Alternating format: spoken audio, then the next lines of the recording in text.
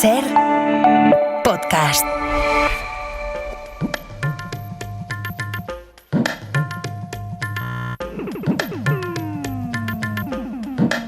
En la cadena Ser, Punto de Fuga. Con Pablo Morán. Hola a todos, bienvenidos a Punto de Fuga. Hoy vamos a hablar del chico del momento en la política estadounidense. Todo un contraste a Trump y su tendencia autoritaria. Es pronto para saber si podría ser su potencial rival, pero su popularidad, con solo 34 años, está a punto de llevarle a la alcaldía de Nueva York. Fíjense, nadie sabe pronunciar mi apellido. Es Mamdani, pero a cada rato me dicen Mundari, Mumnari, y esto es algo que muchos inmigrantes tenemos en común. No me molesta, sé que la gente trata lo mejor que puede. Igual que yo, ahora mismo, estoy haciendo lo mejor para hablar en español. Y sin duda, el español me está dando una patada. Así somos nosotros, la gente de Nueva York. Siempre hacemos todo lo que podamos. Wake up with you on my mind. Celebrating just count down the time. La política le ha obligado a aparcar su actividad como rapero. Este tema que escucháis es de 2015 y en él rinde un homenaje al chapatí, que es el pan tradicional de su Uganda natal. Nació allí en el 91, pero creció en Nueva York. Es musulmán y un candidato con una clara apuesta por las políticas sociales. Todo un fantasma para el establishment norteamericano. Muchos dicen, socialista, entonces va a ser como Nicolás Maduro. ¿Es usted como un Nicolás Maduro? No. Nicolás Maduro is a dictator. It is an experience of a dictatorship for Venezuelans. Se ha tenido que enfrentar a prejuicios como este, pero también a la campaña islamófoba de sus oponentes, incluido su rival directo a la alcaldía, el exgobernador Andrew Cuomo. What is your problem with condemning terrorism? Le han llegado a sacar una foto con un imán al que le llegaron a vincular sin pruebas con los atentados de 1993 contra el World Trade Center. And that's because of the fact of my faith and because I'm on the precipice of winning this election. Mamdani es consciente de que es objeto de ataques por su fe. A pesar de todo, encabeza las encuestas de cara a las elecciones locales del próximo martes 4 de noviembre. Hoy os presentamos al nuevo fenómeno de la política norteamericana.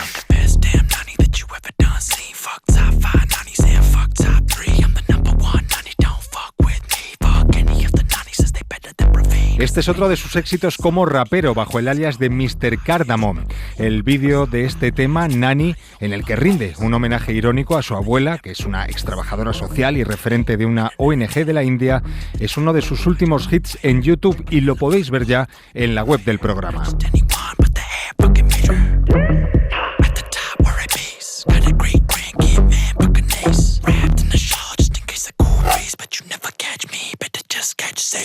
Vamos a conocer algo más de esta figura emergente de la política norteamericana con la ayuda de nuestra compañera Alba Asenjo, que está allí en Estados Unidos siguiendo la campaña de Mamdani.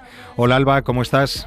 Hola Pablo, muy bien. ¿Y tú cómo estás? Bueno, pues encantados de saludarte. Bienvenida a Punto de Fuga. Cuéntanos, Alba, ¿quién es exactamente y de dónde viene este Zoran Mamdani, quizás futuro alcalde de Nueva York? Mira, Mamdani es un joven de 34 años, socialista, demócrata, inmigrante, musulmán, completamente desconocido hasta hace unos meses y muy odiado por Donald Trump.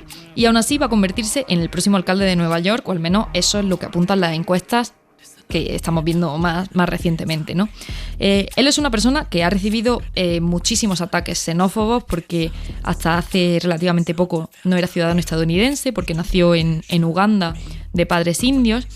Y no fue hasta que él tenía 7 años cuando vinieron a vivir a los Estados Unidos, ¿no? Y desde entonces sí que ha vivido en Nueva York. Él estudió el instituto en el Bronx, luego estudió la carrera de estudios africanos en la Universidad de Maine, bueno, al norte de Boston. Y él después ha compatibilizado un poco su experiencia entre el activismo y la política. Él fundó una organización de apoyo al pueblo palestino y en 2020 fue cuando entró a formar parte de la Asamblea de Nueva York, que es el Congreso estatal, por así decirle, del estado de Nueva York, ¿no? Y ahí fue un poco donde empezó a dar forma a sus ideas políticas, que a día de hoy lo han llevado a presentarse a la alcaldía de Nueva York y que, bueno, probablemente se la den en unos días. Alba, ¿cuál es el proyecto de Mamdani para Nueva York? ¿Qué propone? A ver, las propuestas de Mamdani son... Bueno, algo que se ha distorsionado muchísimo a lo largo de los últimos meses desde que ganó las primarias, ¿no? Aquí poco menos que se tildan de comunistas y de trotskistas, mientras que en España serían, bueno, simple y llanamente de izquierdas, ¿no? O sea, Mamdani habla de que la sanidad y la educación deberían ser públicas y gratuitas, y en concreto propone que los menores de 5 años tengan la sanidad gratis y que las guarderías tampoco las tengan que pagar. Y luego tiene dos propuestas estrella que son de las que más se está hablando, ¿no? Por un lado, propone congelar lo que en Nueva York se conoce como alquileres estabilizados, que son aproximadamente 1 millón de viviendas en las que los propietarios no pueden subir el precio lo que les apetezca, y además hay cierto control contra los desahucios, ¿no? Entonces, esta propuesta de congelar los alquileres es algo que ya se ha hecho en Nueva York, con Bill de Blasio, por ejemplo. No es tan revolucionario como parece, y desde luego que no implica regular el alquiler en general ni congelar tampoco los precios del alquiler en toda la ciudad, ¿no? Como quizás sabrás, o sea, el precio del alquiler es una locura en Nueva York, ¿no? O sea, la media que se paga para un piso de 2 habitaciones es de $3.200, y esto sube si te vas a barrios como Manhattan, donde se va a los 4.500, o a Brooklyn, ¿no? Donde está en 3.700, en estos dos casos solo para un piso de 1 habitación. Entonces, por esto es por lo que Mamdani ve que es imprescindible entrar en el tema de la vivienda, ¿no? También propone construir 200.000 viviendas a lo largo de los próximos 10 años, y luego su otra propuesta estrella es crear supermercados de titularidad municipal que permitan que los neoyorquinos compren alimentos a precios más bajos de los que adquieren actualmente, ¿no? Es algo que es solo un piloto, o sea que se trataría de crear uno de estos supermercados en cada barrio y ver un poco cómo va. Pero desde luego que bueno, habrá que ver qué es lo que puede hacer Mamdani de todo esto, especialmente con la fuerte oposición que ya estamos viendo que va a tener por parte del gobierno federal. Bueno, y del establishment en general, porque ya hemos escuchado cómo le han intentado identificar con Nicolás Maduro, sin ir más lejos, por sus políticas progresistas. Oye, Alba, una curiosidad. ¿Qué dice Trump de este político demócrata? Bueno, por lo mucho que habla de él, a Trump parece que le preocupa el proyecto de Mamdani, ¿no? Ha dicho que si gana va a ser un desastre, ha dicho que es un comunista, ha dicho que va a enviar a las tropas a la ciudad, que es algo que, por cierto, todavía no ha pasado porque el alcalde actual es amigo de Trump y Trump lo acaba de librar de ir a juicio porque estaba acusado por corrupción, y Trump tampoco se lleva mal con la gobernadora del estado, ¿no? Que es algo que sí que pasa en otros estados a los que ha enviado a la Guardia Nacional. También ha dicho que si gana va a recortar la financiación federal para la ciudad porque no le apetece gastar dinero en una ciudad que aprueba políticas comunistas, ¿no? Pero incluso ataques más fuertes han llegado de su círculo, ¿no? Por ejemplo, su hijo Donald Jr. dijo en Twitter: soy lo suficientemente mayor para recordar cuando los neoyorquinos estaban sufriendo por el 11S en vez de votar por él, ¿no? Como si hubiese alguna relación entre los atentados terroristas del 11 de septiembre y un posible alcalde musulmán, ¿no? Y este mismo círculo también ha insistido mucho en que le quiten la nacionalidad y en que lo deporten. Pero bueno, lo cierto es que, por lo que dicen las encuestas, Trump va a tener que lidiar con él, porque ahora mismo le dan entre 11 y 24 puntos de ventaja a Mamdani. Así que todo apunta a que lo más probable es que gane las elecciones y tengamos que ver en vivo y en directo esta reacción de Trump. Alba Senjo, muchas gracias. Federico Steinberg es profesor de Universidad de Georgetown e investigador del Real Instituto Elcano. Nos va a ayudar a entender el éxito de Mamdani. Hola Federico, gracias por acompañarnos. Es un placer estar con vosotros desde Washington. ¿Qué teclas crees que ha sabido tocar este candidato para despertar esta expectación? Sí, a ver, Mamdani es un político inusual, pero estamos en una época de políticos inusuales. Es un político, como habéis comentado, joven, 33 años, con un discurso, digamos, bastante radical hacia la izquierda en términos económicos, y que ha centrado su campaña básicamente en hablar de un tema, que es lo que llaman aquí la crisis de affordability, o sea, los altos precios del alquiler en Nueva York, de la comida, de los restaurantes. Es decir, Nueva York es una ciudad carísima, que hace que incluso gente que tiene sueldos pues bastante razonables, pues no pueda llegar a fin de mes. Nueva York es una ciudad, por otro lado, en la cual los demócratas siempre han ganado, pero siempre han tenido perfiles, digamos, muy centrados, ¿no? El propio alcalde Cuomo, pero digamos, en general esta idea de la tercera vía de Tony Blair, de Hillary Clinton, es decir, demócratas de centro-izquierda, pero más bien de centro, que compran el discurso, llamémoslo neoliberal, con mucha influencia de Wall Street, etcétera, ¿no? Entonces, Mamdani aparece en un momento de alta polarización del país, donde tenemos a Trump en la extrema derecha y donde mucha gente dice que hay que confrontar a la extrema derecha con la extrema izquierda, ¿no? Y que se ha centrado en estos temas de control de precios, bajar el precio de la comida, que son muy populares en muchos votantes de Nueva York, que estaban un poco cansados de seguir eligiendo a demócratas moderados que no resolvían ese tipo de problemas de accesibilidad y materiales, que son muy parecidos a los que hay en las ciudades españolas de precio de la vivienda, por ejemplo. O sea, que este es un tema bastante global sobre qué hacer ante la concentración de riqueza y el aumento del precio de los alquileres. Claro, además de las promesas están los mensajes y las herramientas que los candidatos utilizan para canalizarlos. Federico, ¿percibes alguna novedad en este sentido en Mamdani?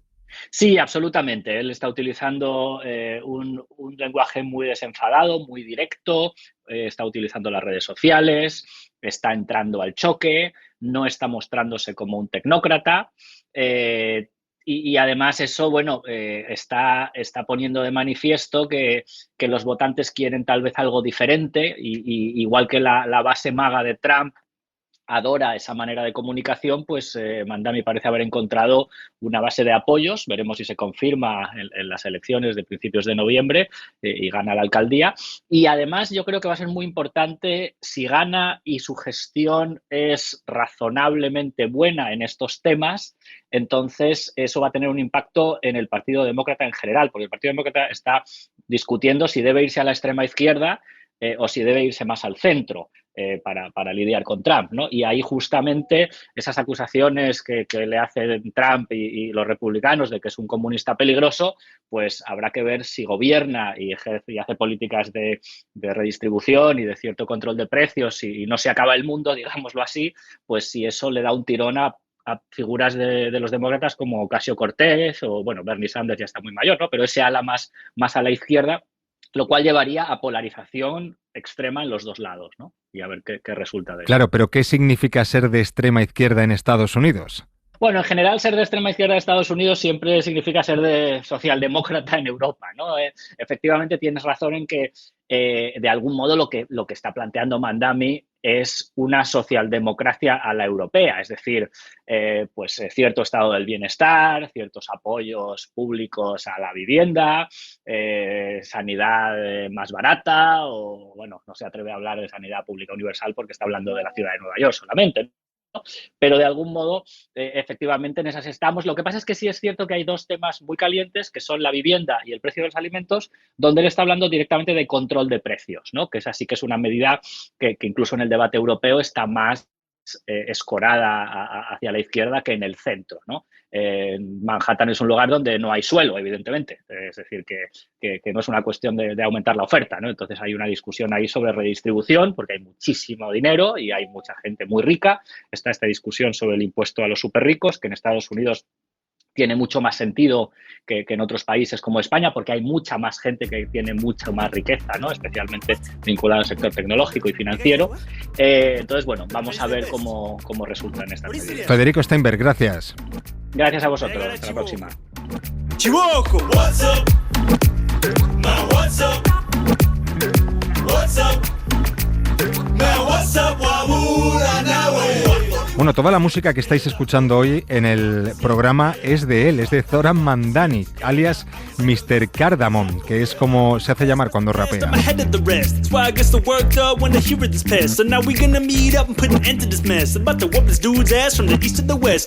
Y hablando de las herramientas que utiliza para difundir su mensaje, su imagen amable frente a la hostilidad, el cabreo y el enfado que destila Trump es la gastronomía, y de eso, claro, nos va a hablar el experto de la SER, que es Carlos Cano. Zoran Mamdani quiere congelar el precio de los alquileres y que sea gratis coger el autobús. La vida en esta ciudad es carísima, sobre todo para los latinos. Pero antes de ponerse a hablar de propuestas, demostró una gran habilidad captando la atención de sus electores. Nadie sabe pronunciar mi apellido. Es Mamdani, pero a cada rato me dicen Mundari, Mumnari, y esto es algo que muchos inmigrantes Y tenemos. sí, tiene carisma, pero también le encanta la comida y no deja de demostrarlo. My mother taking all of us to Peking Duck House. Hablando de sus restaurantes preferidos de Chinatown o disfrazándose de reportero para analizar el precio de la comida callejera, sobre todo cuando es halal. How much does a plate of halal cost right now from this truck? $10. En el vídeo habla de la halalflación y a continuación le pega un mordisco a un kebab y se pone a hablar con los cocineros. Pero uno de los momentos más virales de la campaña de este joven político socialista y musulmán que apoya la huelga de trabajadores de Starbucks fue una foto tomada en el metro de Nueva York a punto de hincarle el diente a un burrito con el que iba a romper el ayuno del Ramadán. Una foto por la que recibió muchas críticas y que nos sirvió para descubrir su dominio del arte del troleo. Hey everyone, it's been more than 12 hours since Burrito Gate, and I just want to say, I hear you, I see you, and if you're a burrito on the Q train, I eat you. Han pasado unas horas desde el Burrito Gate y solo quería deciros que os leo, os escucho y si fuerais un burrito, os comería. Hay una generación que ya utiliza como buscador de noticias TikTok directamente o las redes sociales, y si no estás en ese espacio, al final yo creo que desapareces como opción política para un montón de gente. Además llega un momento en el que al algoritmo ya no le vale con que comuniques de una manera tan institucional, digamos, sino que premia que hagas cosas más llamativas: la comida, los trucos de maquillaje y también los viajes. La periodista Marina Lobo, que coordina los guiones de Hora 20 y pico y participa en la tertulia de cómicos de La Vivir, cree que lo de ver a políticos cocinando o hablando de comida va a ser cada vez más habitual, algo que suscribe también el politólogo Pablo Simón. El candidato cada vez pesa más respecto a lo que pesan las ideas. Y esto hace que este tipo de mensajes no se vean como algo político, sino como algo que hasta cierto punto construye un afecto positivo hacia la persona, ¿no? Y esto, claro, evidentemente tiene la capacidad de atraerse a votantes de una manera mucho más transversal. Según The New York Times, Zoran Mamdani ha construido su campaña alrededor de la comida, algo que a los madrileños puede resultarles familiar por Manuela Carmena y su política de las magdalenas. En la cadena SER, Punto de Fuga. Par 10 voix contre une. Accepter et faciliter dans toute la mesure de ses moyens les actions de secours faites en faveur de la population du territoire palestinien occupé. Israel sigue ignorando fallos como este del miércoles de la Corte Internacional de Justicia, recordando al gobierno de Netanyahu que como potencia ocupante debe facilitar la entrada de ayuda humanitaria en la franja. Justo estos días, representantes de la comunidad judía global han firmado el primer llamamiento conjunto para que no se detenga la presión sobre Israel y se evite que se rompa el alto el fuego. Hay figuras destacadísimas en esa carta, como la escritora Naomi Klein o nuestro invitado, que formó parte de las negociaciones de paz de Israel con los palestinos en los años 90. Es Daniel Levy. Daniel, gracias por acompañarnos. It's a pleasure. Thank you for talking with me. Es un placer, gracias por hablar conmigo. ¿Qué has visto exactamente en estos primeros días de tregua en Gaza que te ha llevado a firmar esa carta, Daniel? What we saw, first of all, was the fact that the plan itself is not a plan. Lo que hemos visto, en primer lugar, ha sido el hecho de que el plan en sí no es un plan. No menciona Cisjordania, no tiene un horizonte político real, no tiene un calendario, pero lo más importante es que se le olvida una palabra crucial, que es la rendición de cuentas. Y también estamos viendo sobre el terreno que es un acuerdo frágil. Las expectativas de que se pueda abordar realmente los temas claves subyacentes son bajas porque nadie quiere que se repita lo de los 2 últimos años. Nadie quiere que se repita lo del 7 de octubre, o al menos eso espero.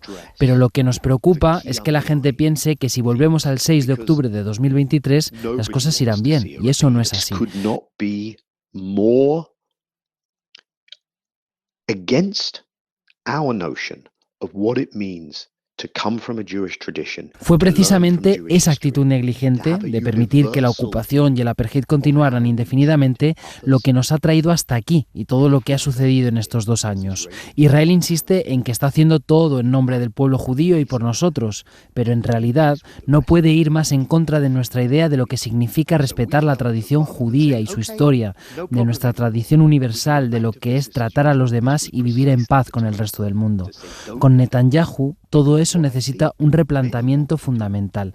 Así que pensamos que en lugar de decir está bien, ya no hay problema, podemos volver a hacer las cosas como de costumbre, este es el momento de pedir a los países que no se rindan. Hay muchos que quieren que quienes se han movilizado en las calles y han demostrado que este asunto les importa, ya pueden irse a casa porque todo se ha acabado. Pero nosotros pedimos que no lo hagan.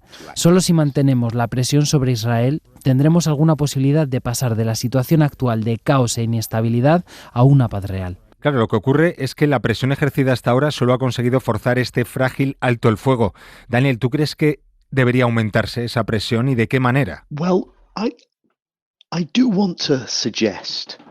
Bueno, yo creo que aunque todo el mundo diga y reconozca que el alto el fuego es importante y que ha parado la matanza de un gran número de personas a diario, además de la destrucción, el desplazamiento, la inanición, hay que destacar que eso ha sido posible no solo por Trump. Una de las razones por las que el gobierno de Netanyahu se ha visto forzado a hacerlo es porque estaba viendo que los aliados de Israel, ante la presión pública, estaban empezando a considerar la posibilidad de tomar medidas más serias contra la nación. Algunos tomaron medidas serias y creo que el gobierno español lideró a Europa en muchos sentidos y lideró a otros al decir que vamos a cumplir con el derecho internacional, que vamos a hacer estas cosas. Otros secundaron esa postura y propusieron revisar la relación comercial. Eso es algo importante, sin embargo, el gobierno israelí espera que todo esto desaparezca y que pueda continuar quedándose en la mitad de Gaza sin dejar de impedir que llegue la ayuda y continuando con la destrucción en Cisjordania, donde la agresión no ha cesado ni un momento. Van a mirar a su alrededor y van a ver si pueden salirse con la suya. Si la respuesta es sí, las cosas empeorarán y no habrá seguridad para los israelíes y los palestinos. Y lo que nosotros estamos diciendo específicamente es que hay que seguir haciendo lo que el derecho internacional nos dice que hagamos. Es decir, si hay una sentencia de la Corte Internacional de Justicia que dice que no puedes ser cómplice de las ilegalidades de la ocupación, pues no se puede ser cómplice, no es complicado. Hay que ver el comercio de armas o el comercio normal con esos asentamientos o las entidades y empresas que participan de la ocupación ilegal. Hay que respetar y acatar las decisiones de la Corte Penal Internacional. Hay que garantizar que el bloqueo de Gaza no vuelva a ser lo que era durante 16 años. Y como pueblo judío debemos dejar de permitir el falso uso de la acusación de antisemitismo. El antisemitismo es grave y si lo usas con ligereza en política se puede convertir en un riesgo para el pueblo judío. Usted firma esta carta junto a otras destacadísimas figuras, lo decíamos, de la comunidad judía internacional como Naomi Klein, pero ¿cuál es su opinión sobre la comunidad judía dentro de Israel? Pablo, there is something of a division. Pablo, hay una especie de división entre la comunidad judía dentro de Israel y la que está fuera de Israel. Especialmente si nos focalizamos en los jóvenes, donde la tendencia ha sido ser más extremista dentro de Israel, y los que se enfurecen fuera porque esto se está haciendo en nuestro nombre. En parte se puede comprender que los judíos israelíes viven en una situación de conflicto, viven en una cámara de resonancia mediática que ha fabricado el consentimiento al genocidio. Ellos o sus amigos servirán con frecuencia al ejército. Y cuando estás allí, en Israel, es más difícil dar un paso atrás y reclamar sobre lo que se está haciendo. Yo puedo cuestionar lo que me dicen mis propios medios de comunicación, pero es más difícil cuando estás en el fragor de un conflicto. Espero que a medida que las cosas se calmen, la gente pueda quitarse esos miedos y cuestionar lo que les dicen. Que piensen, Dios mío, ¿se hizo esto en mi nombre? Muchos de los que estamos fuera seguimos teniendo familia y amigos allí y esperamos poder ayudar a organizar esta reflexión. This is not who we are. Our values are not to say that when in the Jewish religion we say that when a life is lost, a world is lost, that doesn't apply. Esperamos poder ayudar al menos a fomentar una conversación diferente dentro de Israel, pero también somos realistas y lo que estamos diciendo al mundo exterior es